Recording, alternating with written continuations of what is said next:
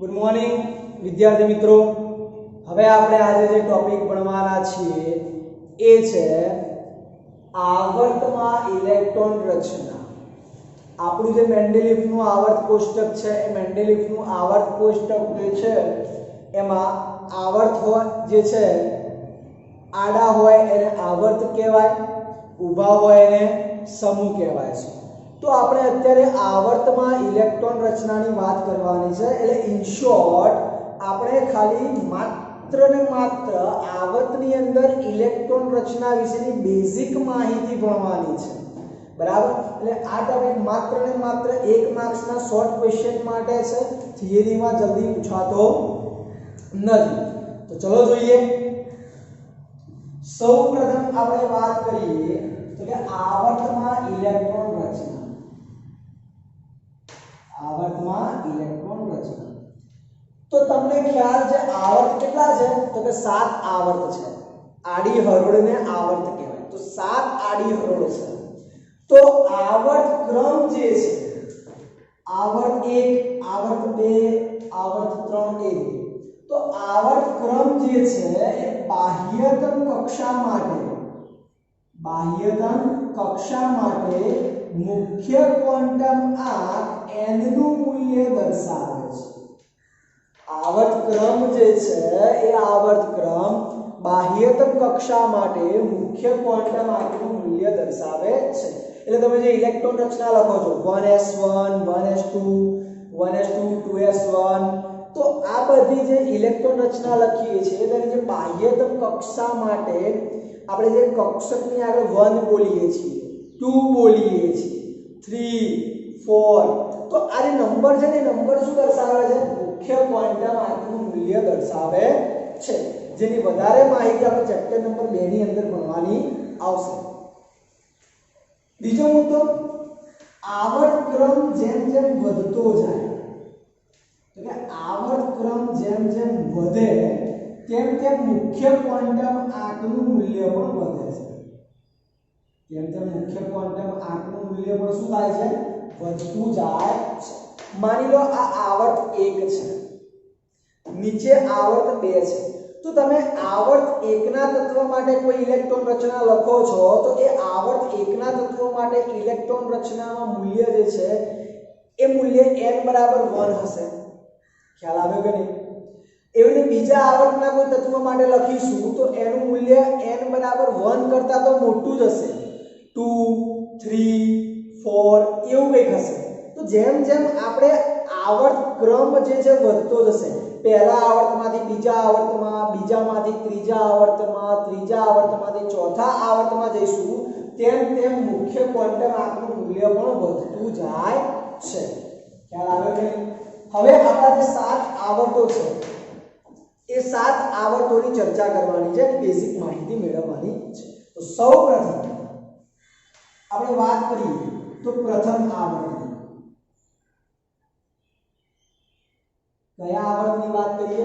પ્રથમ આવર્તની વાત કરવામાં આવે તો પ્રથમ આવર્તમાં માત્ર 2 તત્વો છે। પ્રથમ આવર્તમાં કેટલા તત્વો છે? માત્ર 2 તત્વો હોય છે। કયા 2 તત્વો હોય છે? તો કે હાઇડ્રોજન અને હિલિયમ।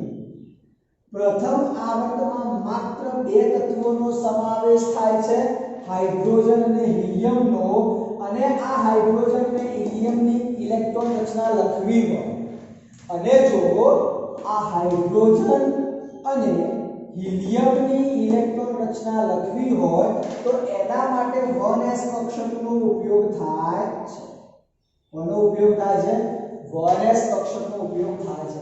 તો માત્ર ને માત્ર હાઇડ્રોજન અને હિલિયમનો જ સમાવેશ પ્રથમ આવર્તમાં થાય છે। તો એની ઇલેક્ટ્રોન માટે માત્ર 1s કક્ષકનો ઉપયોગ થાય છે, એના સિવાય બીજી કોઈ જ કક્ષક વપરાતી નથી। તો આ જે પહેલો આવર્ત છે એને આપણે k કોષ તરીકે ઓળખીએ છીએ। શેના તરીકે? k કોષ તરીકે ઓળખીએ છીએ। તો આ પ્રથમ આવર્તની વાત કરી। આગળ જો બીજા આવર્તની વાત કરવામાં આવે, જો બીજા આવર્તની વાત કરું તો બીજા આવર્તમાં માત્ર 8 તત્વોનો સમાવેશ થાય છે। બીજા આવર્તમાં કેટલા તત્વોનો સમાવેશ થાય છે? 8 તત્વોનો સમાવેશ થાય છે. કયા 8? તો લિથિયમ થી લઈને નિયોન સુધી, લિથિયમ થી લઈને નિયોન સુધીનો સમાવેશ થાય છે. તો જુઓ 3 નંબરનું તત્વ છે લિથિયમ અને 10 નંબરનું તત્વ છે નિયોન. 3 નંબરનું તત્વ છે લિથિયમ અને 10 નંબરનું તત્વ છે નિયોન. તો લિથિયમ થી લઈને નિયોન સુધીનો સમાવેશ થાય છે.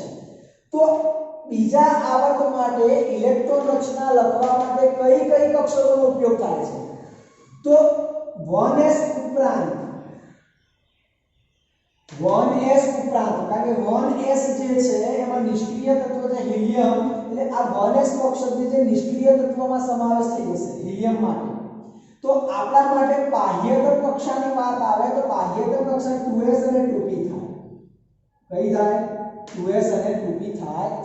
તો બીજા આવર્ત માટે બાહ્યતમ કક્ષકો કઈ? તો કે 2s અને 2p. આ બાહ્યતમ કક્ષક કહેવાય. કયા આવર્ત માટે? બીજા આવર્ત માટે. તો 1s ઉપરાંત, એટલા માટે શબ્દ વાપરું છું કે 1s ઉપરાંત 2s અને 2p કક્ષકમાં ઇલેક્ટ્રોન ભરાય છે. કોના? તો કે લિથિયમ થી લઈને નિયોન સુધીના. ખ્યાલ આવ્યો કે? તો આ જે કક્ષક છે આને આપણે L કોષ તરીકે ઓળખીએ છીએ. કયા કોષ તરીકે? L કોષ તરીકે ઓળખીએ છીએ. એના પછી ત્રીજા આવર્તની વાત આવે. ત્રીજા આવર્તમાં પણ માત્ર 8 તત્વોનો સમાવેશ થાય છે. ત્રીજા આવર્તમાં પણ માત્ર 8 તત્વોનો સમાવેશ થાય છે. કયા કયા 8 તત્વોનો? તો કે સોડિયમ થી લઈને આર્ગોન સુધી. 11 નંબરનું તત્વ સોડિયમ છે, ત્યાંથી લઈને 18 નંબરના તત્વ આર્ગોન સુધીનો સમાવેશ થાય છે. સોડિયમ જે છે 11 નંબરના તત્વથી લઈને 18 નંબરના તત્વ આર્ગોન સુધીનો સમાવેશ થાય છે.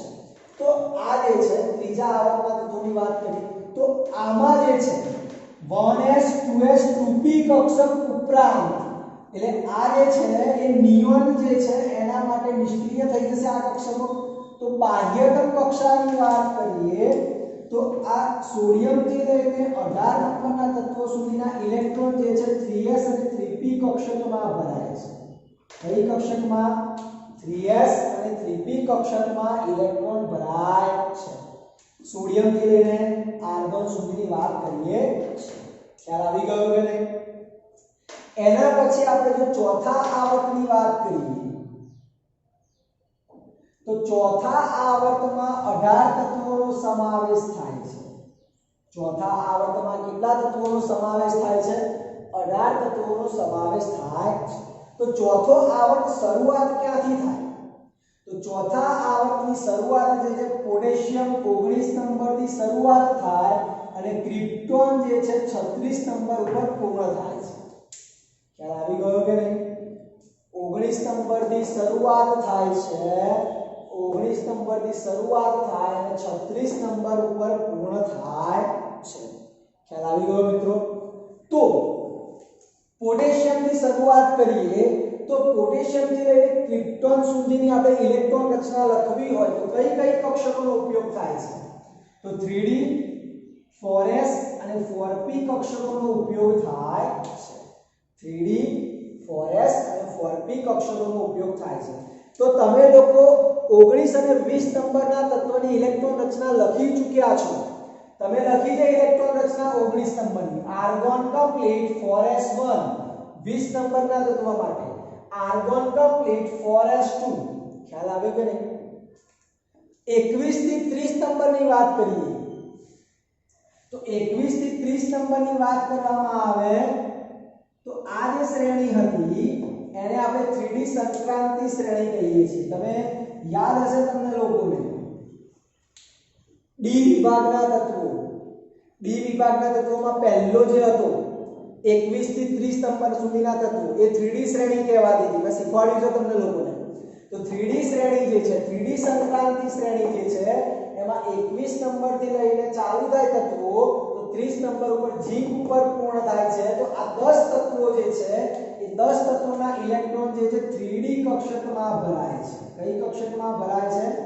3D કક્ષકમાં ભરાય છે. અને 31 નંબર થી લઈને 36 નંબરના જે તત્વો છે એ તત્વોના ઇલેક્ટ્રોન 4p કક્ષકમાં ભરાય છે. શેમાં ભરાય છે? 4p કક્ષકમાં ભરાય છે. તો આ જે છે ચોથો આવર્ત છે. પાંચમા આવર્તની વાત કરીએ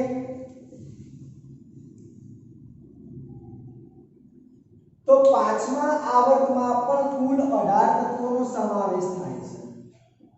પાંચમા આવર્તમાં પણ કેટલા તત્વોનો સમાવેશ થાય છે? 18 તત્વોનો સમાવેશ થાય છે. પાંચમો આવર્ત જે છે એ રૂબિડિયમ એટલે કે 37 નંબરના તત્વથી શરૂઆત થાય અને 54 નંબરનું તત્વ જે છે ઝેનોન ત્યાં પૂર્ણ થાય છે. ખ્યાલ આવ્યો કે નહીં? 37 થી શરૂઆત થાય અને 54 એ શું થાય છે? પૂર્ણ થાય છે. રૂબિડિયમ થી શરૂઆત થઈ ઝેનોન પર પૂર્ણ થયું. કયો આવર્ત? પાંચમો. તો આની અંદર 4d કક્ષક, 5s કક્ષક અને 5p કક્ષકોનો ઉપયોગ થાય છે. 4d કક્ષક, 5s કક્ષક અને 5p કક્ષકોનો ઉપયોગ થાય છે. ખ્યાલ આવી ગયો કે નહીં પાંચમા આવર્તની અંદર? તો પાંચમા આવર્તની વાત કરીએ તો 37 અને 38 નંબરનું જે તત્વ છે એ જે છે એના ઇલેક્ટ્રોન 5s કક્ષકમાં ભરાશે. એના પછી 4d સંક્રાંતિ શ્રેણીની શરૂઆત થાય. કઈ શ્રેણી? 4d સંક્રાંતિ શ્રેણીની શરૂઆત થાય જેનો તમે ઓલરેડી અભ્યાસ કરી ચૂક્યા છો. 39 નંબરનું તત્વ છે યટ્રિયમ.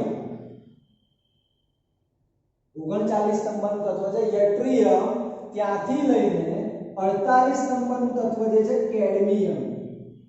આ 10 તત્વો જે છે એનો સમાવેશ 4d શ્રેણીમાં થાય છે. ખ્યાલ આવી ગયો કે નહીં? તો હવે 37 થી શરૂઆત કરીને 37 અને 38 ના ઇલેક્ટ્રોન 5s માં ભરાય.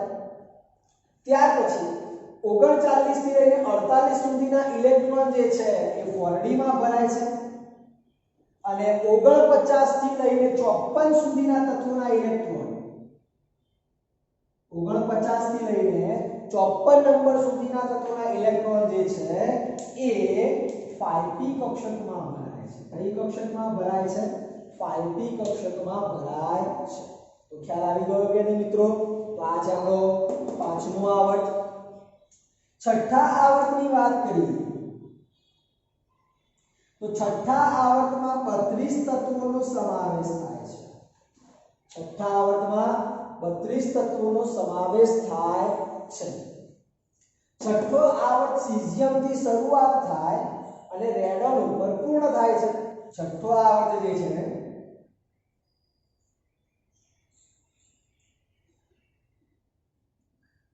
સીઝિયમથી શરૂઆત થાય છે અને રેડન ઉપર પૂર્ણ થાય છે. કક્ષકોની વાત કરીએ 6s, 4f, 5d અને 6p કક્ષકોનો ઉપયોગ થાય છે. તો 4f કક્ષક જે છે એ આંતર સંક્રાંતિ શ્રેણી તરીકે ઓળખાય છે. તો આ જે આંતર સંક્રાંતિ શ્રેણી છે એનું નામ આપેલું છે લેન્થેનાઇડ શ્રેણી. કઈ શ્રેણી? લેન્થેનોઇડ શ્રેણી તરીકે ઓળખાય છે. તો 4f કક્ષકમાં ઇલેક્ટ્રોન ભરાવાની જે શરૂઆત છે 4f કક્ષકમાં ઇલેક્ટ્રોન ભરાવાની શરૂઆત છે 58 નંબરનું તત્વ છે Ce સીરિયમ. 58 નંબરનું તત્વ જે છે Ce સીરિયમ ત્યાંથી ભરાવાની શરૂઆત થાય અને 71 નંબરનું તત્વ છે લ્યુટેશિયમ. 71 નંબરનું તત્વ કયું છે? Lu લ્યુટેશિયમ ત્યાં પૂર્ણ થાય છે. સીરિયમથી શરૂઆત થાય અને લ્યુટેશિયમ પર પૂર્ણ થાય છે. એટલે આ 14 તત્વોની જે શ્રેણી છે એને આપણે લેન્થેનોઇડ શ્રેણી તરીકે ઓળખીએ છીએ. સાથે સાથે 5d તો 5d કક્ષકમાં પણ ઇલેક્ટ્રોન ભરાવાની જે શરૂઆત છે એ 57 નંબરનું તત્વ લેન્થેનમ 57 નંબરનું તત્વ લેન્થેનમ છે ત્યાંથી શરૂ થાય, ત્યાર પછી 72 નંબરનું તત્વ હાફનિયમ, ત્યાંથી લઈને 80 નંબરનું તત્વ મર્ક્યુરી છે, ત્યાંથી લઈને 80 નંબરનું તત્વ જે છે મર્ક્યુરી ત્યાં પૂર્ણ થાય છે કઈ શ્રેણી? 5D શ્રેણી. કઈ શ્રેણી? 5D શ્રેણી પૂર્ણ થાય છે. તો આ જે છે લેન્થેનોઇડ શ્રેણી કહેવાય છે. 4F શ્રેણી જે છે 14 તત્વોની શ્રેણી, આને આપણે લેન્થેનોઇડ શ્રેણી કહીશું. અને આ જે છે 5D શ્રેણી કહેવાય છે. કઈ શ્રેણી કહેવાય છે? 5D શ્રેણી તરીકે ઓળખાય છે. એના પછી સાતમો આવર્ત. સાતમો આવર્ત જે છે એમાં 32 તત્વોનો સમાવેશ થાય અને સાતમો આવર્ત જે છે ફ્રાન્સિયમથી શરૂઆત થાય છે. ક્યાંથી શરૂઆત થાય છે? ફ્રાન્સિયમથી શરૂઆત થાય છે. અને એની અંદર 7s 5f 6d અને 7p કક્ષકોનો ઉપયોગ થાય છે. આ બાહ્યતમ કક્ષા છે, આનો ઉપયોગ થાય છે. આની અંદર 5f કક્ષકમાં ઇલેક્ટ્રોન ભરાવાની શરૂઆત, 5f કક્ષકમાં ઇલેક્ટ્રોન ભરાવાની શરૂઆત 90 નંબરનું તત્વ છે થોરિયમ, 90 નંબરનું તત્વ છે થોરિયમ, ત્યાંથી શરૂ થાય અને 103 નંબરનું તત્વ છે લોરેન્સિયમ, 103 નંબરનું તત્વ છે લોરેન્સિયમ. આ 14 તત્વોની જે શ્રેણી છે એને એક્ટેનોઇડ શ્રેણી તરીકે ઓળખાય છે. કઈ શ્રેણી તરીકે? એક્ટેનોઇડ શ્રેણી તરીકે ઓળખવામાં આવે છે. તો મિત્રો તમને આ ખ્યાલ આવી ગયો હશે. આ બેઝિક માહિતી છે કે કયા આવર્તમાં કયા તત્વોનો સમાવેશ થાય છે, કઈ શ્રેણીમાં કેટલા તત્વો આવેલા છે, એ બધી જ માહિતી તમને અહીંયા સામાન્ય માહિતી જે છે આ બધી જ માહિતીનો સમાવેશ જે છે ટોપિકમાં કરેલો છે આવર્તમાં ઇલેક્ટ્રોન રચના. ખ્યાલ આવી જશે. લાસ્ટ આપણે આવર્તમાં ઇલેક્ટ્રોન રચનાની વાત કરી હતી. હવે આપણે સમૂહ પ્રમાણે ઇલેક્ટ્રોન રચનાની વાત કરવાની છે. જો કે આવર્ત જેટલી વિશેષતા સમૂહમાં હોતી નથી, બરાબર, કારણ કે સમૂહમાં જે છે સમૂહની ઇલેક્ટ્રોન રચનાની વાત કરવામાં આવે તો બાહ્યતમ કક્ષાની ઇલેક્ટ્રોન રચના સમાન જ હોય છે. સમૂહ 2 ની વાત કરવામાં આવે તો એની ઇલેક્ટ્રોન રચના NH2 જ હોય છે. બરાબર, જોઈએ આપણે સમૂહમાં ઇલેક્ટ્રોન રચના. તો કે સમૂહમાં રહેલા તત્વોની બાહ્યતમ કક્ષાની ઇલેક્ટ્રોન રચના સમાન જ હોય છે. હમણાં જે પ્રમાણે મેં કીધું કે સમૂહની અંદર બાહ્યતમ કક્ષાની ઇલેક્ટ્રોન રચના હંમેશા સમાન જ હોય છે. બરાબર, હવે એક બે ઉદાહરણથી આપીશું તમને.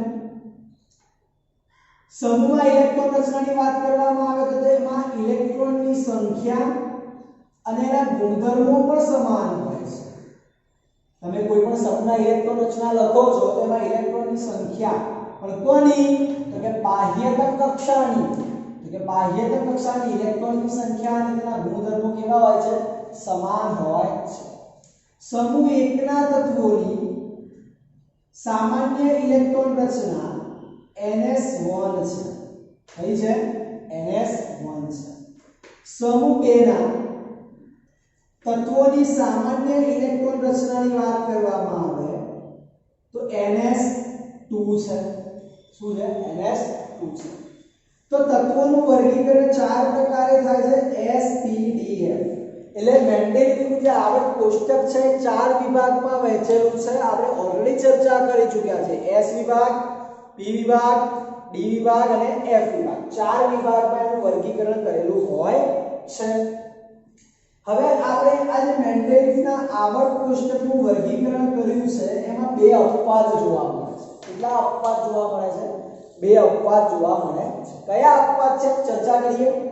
તો સૌથી પહેલો જે અપવાદ છે હિલિયમ, He. હિલિયમની વાત કરવામાં આવે તો હિલિયમનો પરમાણુ ક્રમાંક છે 2. એની ઇલેક્ટ્રોન રચના થાય 1s2. કારણ કે જેટલો પરમાણુ ક્રમાંક હોય એટલા ઇલેક્ટ્રોન તમારે ભરવા પડે. તો હિલિયમની ઇલેક્ટ્રોન રચના કઈ છે? 1s2. તો એની ઇલેક્ટ્રોન રચના 1s2 છે. તો એની બાહ્યતમ કક્ષામાં કેટલા ઇલેક્ટ્રોન છે? 2. તો એમાં બાહ્યતમ કક્ષામાં 2 ઇલેક્ટ્રોન હોય તો એનો સમાવેશ જે છે એ સમૂહ 2 માં થવો જોઈએ. સમજજો, બાહ્યતમ કક્ષામાં ઇલેક્ટ્રોન કેટલા? 2. તો એનો સમાવેશ ns2 જુઓ, બાહ્યતમ કક્ષામાં 2 તો એનો સમાવેશ શેમાં થવો જોઈએ? સમૂહ 2 માં થવો જોઈએ. પરંતુ સમૂહ 2 માં છે નહીં. તો આવું કેમ છે જોઈએ. તો અહીંયા લખ્યું છે હિલિયમનું સ્થાન s બ્લોકમાં. s બ્લોક એટલે સમૂહ 2 માં. કારણ કે તમને ખબર છે s બ્લોકની અંદર 2 સમૂહનો સમાવેશ થાય છે, સમૂહ 1 અને સમૂહ 2. તો s બ્લોકમાં તેનું સ્થાન હોવું જોઈએ. પરંતુ તેનું સ્થાન p બ્લોકમાં સમૂહ 18 માં છે. પરંતુ તેનું સ્થાન p બ્લોકમાં સમૂહ 18 માં છે. કેમ? તો કે સમૂહ 18 ના તત્વોની વાત કરીએ તો એ નિષ્ક્રિય છે, ઉમદા વાયુ તત્વો છે. તો એમાં બધી જ કક્ષકોમાં ઇલેક્ટ્રોન સંપૂર્ણપણે ભરેલા હોય છે. એમાં બધી જ કક્ષકોમાં ઇલેક્ટ્રોન જે છે સંપૂર્ણપણે ભરેલા હોય છે. અને અહીંયા s કક્ષકને ધ્યાનથી જુઓ. s કક્ષકને ધ્યાનથી જુઓ તો s કક્ષકમાં કેટલા ઇલેક્ટ્રોન ભરાય? 2. અને હિલિયમમાં કેટલા ભર્યા છે? 2. તો s કક્ષકમાં સંપૂર્ણપણે 2 ઇલેક્ટ્રોન ભરેલા હોવાથી તેનો સમાવેશ જે છે, ઇલેક્ટ્રોન રચના જો લખ્યું છે તેની ઇલેક્ટ્રોન રચના જે છે સંપૂર્ણ ભરેલી છે 1s2. માટે તેનો સમાવેશ જે છે સમૂહ 18 માં કરવામાં આવેલો છે. ખ્યાલ આવી ગયો? હિલિયમની ઇલેક્ટ્રોન રચના પ્રમાણે એનું સ્થાન સમૂહ 2 માં હોવું જોઈએ. પરંતુ તેના ગુણધર્મો સમૂહ 18 ના તત્વોને મળતા આવે છે. સંપૂર્ણ ઇલેક્ટ્રોન રચના ભરાયેલી હોય તો નિષ્ક્રિય કહેવાય. માટે હિલિયમનો સમાવેશ સમૂહ 18 માં કરવામાં આવેલો છે. બીજો અપવાદ હાઇડ્રોજન.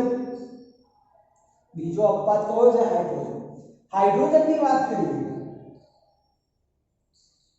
તો એની ઇલેક્ટ્રોન રચના કઈ થાય?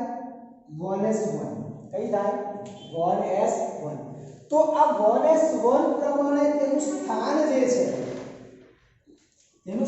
જે છે સમૂહ 1 માં હોવું જોઈએ. ns1. n એટલે મુખ્ય ક્વોન્ટમ. તો મુખ્ય ક્વોન્ટમ કેટલો છે? 1 છે. મુખ્ય ક્વોન્ટમ કેટલો છે? 1. તો 1s1 છે.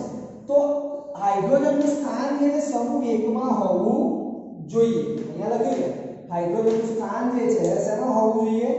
સમૂહ 1 માં હોવું જોઈએ. કારણ કે તેની ઇલેક્ટ્રોન રચના જે છે 1s1 છે. કઈ છે? 1s1 છે, જે ns1 ને સમાન છે. પરંતુ આ હાઇડ્રોજન જે છે આ હાઇડ્રોજન એક ઇલેક્ટ્રોન મેળવે.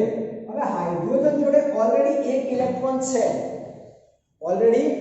ઇલેક્ટ્રોન છે. અને બીજો એક ઇલેક્ટ્રોન મેળવે તો 1 + 1 એટલે ટોટલ ઇલેક્ટ્રોન કેટલા થયા? 2. બરાબર? તો હાઇડ્રોજન માઈનસ કહેવાય. હાઇડ્રોજન શું કહેવાય? માઈનસ. તમે 10મા ધોરણમાં ભણી ચૂક્યા છો. ઇલેક્ટ્રોન મેળવે તો માઈનસ, ગુમાવે તો પ્લસ. તો આ હાઇડ્રોજન જોડે એક ઇલેક્ટ્રોન હતો અને એક મેળવ્યો એટલે ટોટલ કેટલા ઇલેક્ટ્રોન થયા? 2. 2 એટલે H- કહેવાય. તો આ 2 ઇલેક્ટ્રોન થયા તો આની રચના કોના જેવી થઈ ગઈ? હિલિયમ જેવી. એટલે He જે છે H- ને સમાન કહેવાય. He જે છે H- ને શું કહેવાય? સમાન. તો હાઇડ્રોજન એક ઇલેક્ટ્રોન મેળવીને ઉમદા વાયુ જેવી રચના પ્રાપ્ત કરે છે. હાઇડ્રોજન એક ઇલેક્ટ્રોન મેળવીને ઉમદા વાયુ જેવી રચના પ્રાપ્ત કરે છે. અને તેના ગુણધર્મો જે છે એ સમૂહ 17 ના તત્વોને મળતા આવે છે. ઉદાહરણ આપો. સમૂહ 17 નું તત્વ ફ્લોરીન. ફ્લોરીનનો પરમાણુ ક્રમાંક છે 9. મતલબ એની જોડે 9 ઇલેક્ટ્રોન છે. હવે ફ્લોરીન એક ઇલેક્ટ્રોન મેળવે તો ફ્લોરીનના થયા કેટલા ઇલેક્ટ્રોન? 10 ઇલેક્ટ્રોન તો ફ્લોરીન F- કહેવાય શું કહેવાય F-.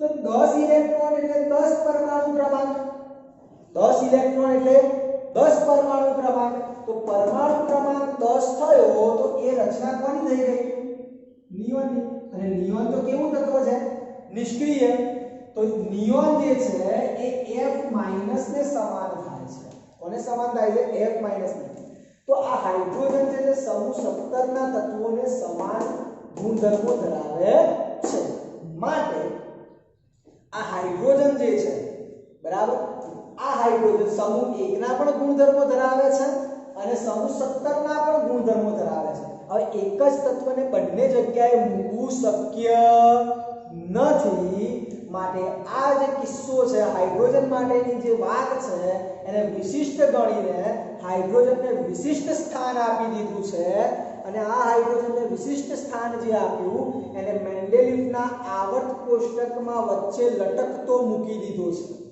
જો તમે મેન્ડેલિફનું આવર્ત કોષ્ટક ધ્યાનથી જોશો તો હાઇડ્રોજનને વચ્ચે મૂકેલો છે કોઈ સમૂહમાં મૂકેલો નથી તો ખ્યાલ આવી ગયો આ જે ઇલેક્ટ્રોન રચના છે સમૂહની ઇલેક્ટ્રોન રચના છે હવે હું સમૂહના ઇલેક્ટ્રોન રચનાની વાત કરતો હતો તો અહીંયા જોઈએ સમૂહના ઇલેક્ટ્રોનની વાત કરીએ લિથિયમ 3 નંબરનું તત્વ તેની ઇલેક્ટ્રોન રચના 1s2 2s1 લિથિયમ પછી આવે સોડિયમ 11 નંબરનું તત્વ તો નિયોન કમ્પ્લીટ 3s1 આ જે 1s2 લખ્યું છે એની જગ્યાએ હું હિલિયમ કમ્પ્લીટ લખી શકું હા મિત્રો તો અહીંયા જુઓ આ નિષ્ક્રિય છે આ પણ નિષ્ક્રિય છે તો આ બાહ્યતમ કક્ષા કહેવાય તો બાહ્યતમ કક્ષામાં ઇલેક્ટ્રોન કેટલા 2s1 એક જ ઇલેક્ટ્રોન અહીંયા 3s1 એક જ ઇલેક્ટ્રોન છે તો કહેવાનો મતલબ એ છે કે સમૂહ કોઈ પણ હોય એ સમૂહની બાહ્યતમ કક્ષાની ઇલેક્ટ્રોન રચના હંમેશા સમાન જ હોય છે ખ્યાલ આવી ગયો